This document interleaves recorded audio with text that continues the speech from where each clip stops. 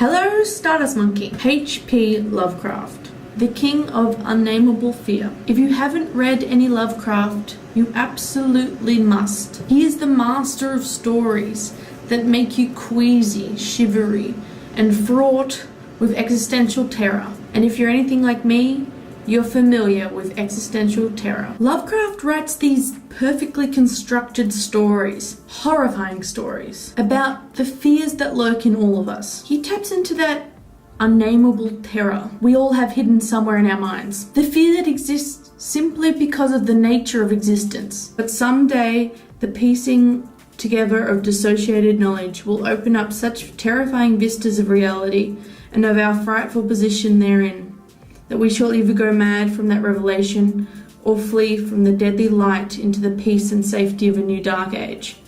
Lovecraft dances around horror. He describes the effect of that awful, scary something. People often go mad with fear in his stories. They experience something so horrifying that it destroys them. In doing that, he leaves space for the reader to input their own worst nightmares. He's a great guy. Because we all know that as soon as you see the monster in the movie, it's not scary anymore. Sorry, it just isn't. It never has been and it never will be. If you know one good monster reveal, please let me know in the comments. Yes, there are monsters in Lovecraft stories, but he always leaves the reader room. There's always the unknowable. Something we can't fathom, or something that the narrator doesn't want us to know about. I have said that Danforth refused to tell me what final horror made him scream so insanely, a horror which, I feel sadly sure, is mainly responsible for his present breakdown. The human brain has certain parameters that it is confined to. One simple example is ultraviolet light. It is beyond the visible spectrum of wavelengths of light that the brain can perceive. That's just one tiny example of the limits of the brain. And even if we can know something, it doesn't mean that we actually grasp the reality of it. Knowing that everything,